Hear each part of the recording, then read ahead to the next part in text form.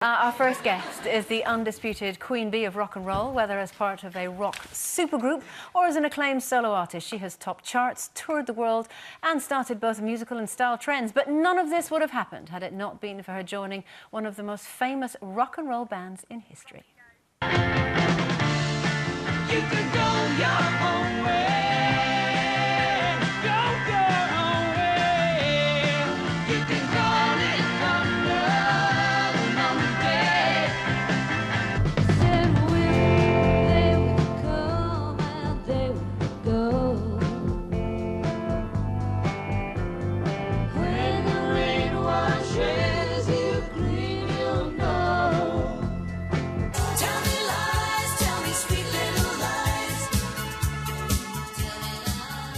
Please welcome, she's here, Stevie Nicks! Welcome.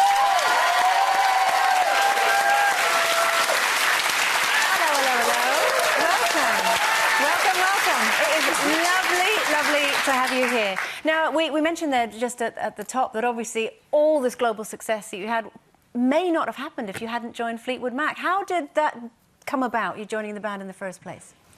Well, we had lived in Los Angeles for probably 2 to 3 years. Everybody keeps telling me I get the time wrong, so I think it's longer than it was. Okay. But say 2 or 3 years, and on the last night of '73, Mick Fleetwood called Lindsay and I and asked us if we wanted to join Fleetwood Mac. He had heard some of Buckingham Nicks out at a studio in the Valley in Los Angeles, and even though there was a girl, he had already talked to the producer, who said you're not going to get him without her. So. Okay.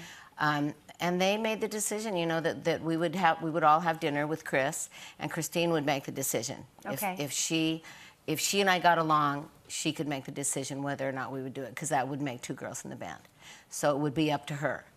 And we just had the best time. We went out for Mexican food. We had a great time, and we went into rehearsal 2 days later. And it was what, about a year after that rumours came out. Is that right? No. How long after that? It seems like, you know, that was the first record. So we went right into rehearsal.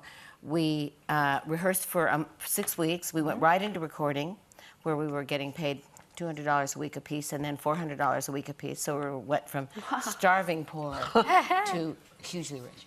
And I mean, for us, hugely. Yeah. So we went into the studio. We did the record. It came out in like June, and this was Fleetwood Mac. Came out in June.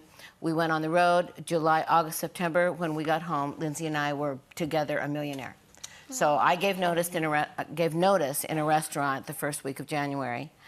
You were working in a restaurant at the same time? Yeah. Wow. And I'm practical, because I'd been supporting Lindsay and our friend Richard for 3 years, you know, really, because what were they going to do? Wow. Stevie, that was back in '75, '76, and since then the band split up, got back together again, and you've made loads of very, very successful solo albums, and now the band's back on tour. How do you talk to each other after all these years? Are there things that you agree not to talk about? Well, actually, we're getting along probably better than we ever have, and I think that's why this tour is so successful. Yeah.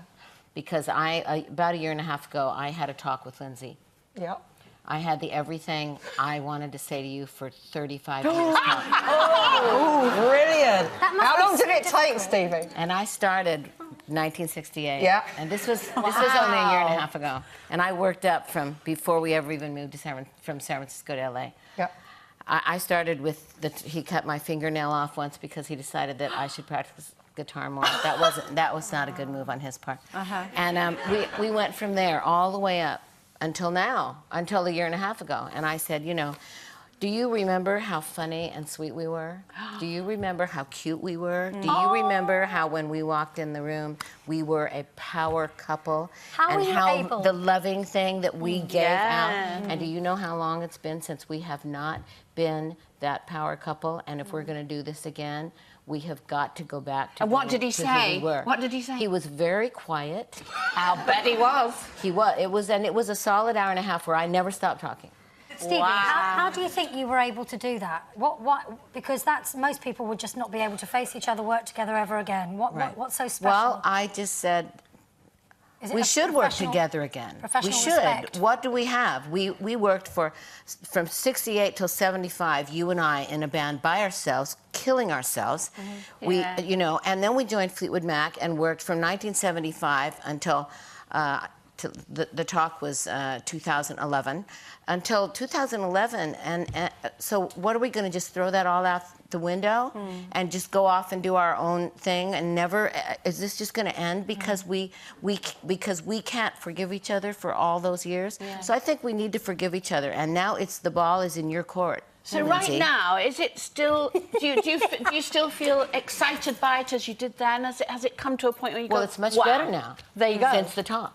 Everything's Much better. Now we walk on stage and we're holding hands and we look at each other and we are actually communicating with each other on stage, and people are getting to see that, you know. Because an audience and can to tell see if me you're go faking like it. that, you know, and they're seeing it and they love it. And of course I love it because it makes me feel like everything we do wasn't for nothing. I mean, yes, was it for making a lot of money? Yes, great. But in the, you know, when you're 90 years old and you're in your last year and you're looking back over your life, you're not so much going to say, well, I made this much money, this much money. You're going to say, then there was this moment, and then there was this fabulous moment, and then there was that moment when we walked on stage and we told the story about when you and I lost the song and somebody stole it, and then we just found it on YouTube in 2010, and it's like, and Lindsay laughs and says to me, and I said, is this story too long? And he goes, I think it's charming. Well, Stevie, do I know you?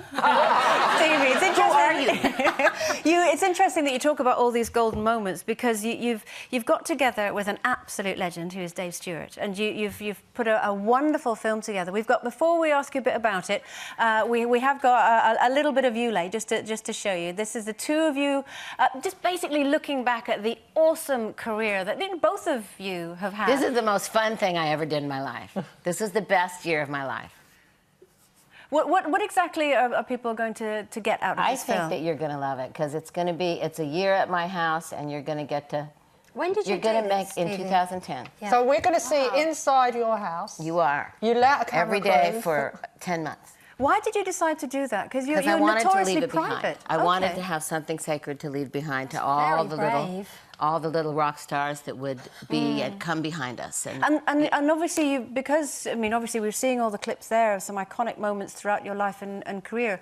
You know, you are the original rock and roll star. There are youngsters who've obviously that have. I mean, Taylor Swift for one, that said she's been absolutely influenced by your career.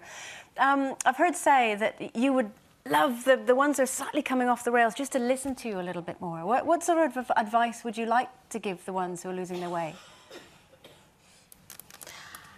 Well, without wasting any of your time up here, it's, you know, I think that people will be sorry. You know, I mean, I'm going to use Miley Cyrus as an example because I happen to really like her. Yeah.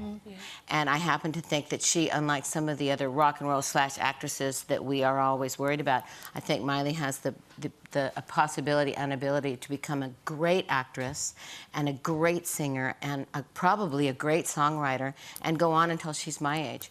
I think that she will not be very happy with what just went down 2 weeks ago. And I think that when you're really young, you don't think about even 10 years from now or 5 years from now.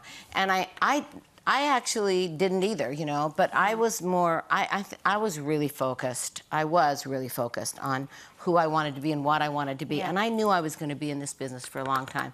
And I wasn't interested in writing songs about, I'm just going to party, party, party, and I don't care if anybody likes it. That's just what I'm going to do because I'm just going to party, party, party. And I'm like, you know what? That's what everybody is singing about, and it's going to get very, very boring very fast to everybody. So you better think of something else to write about. Which is exactly why you are still here today, and you are so awesome. Thank you. Which is a wonderful place to wrap. Stevie, thank you so much for coming on the show today. Just before we go, just say that The Indie Dreams premieres on Monday. It's available on DVD from November. And the European leg, the Fleetwood Mac 2013 World Tour, it opens on the 20th. And the premiere is Monday, everybody. It is on Monday. If you can see it, see it. It's really important. All right. Right after the break.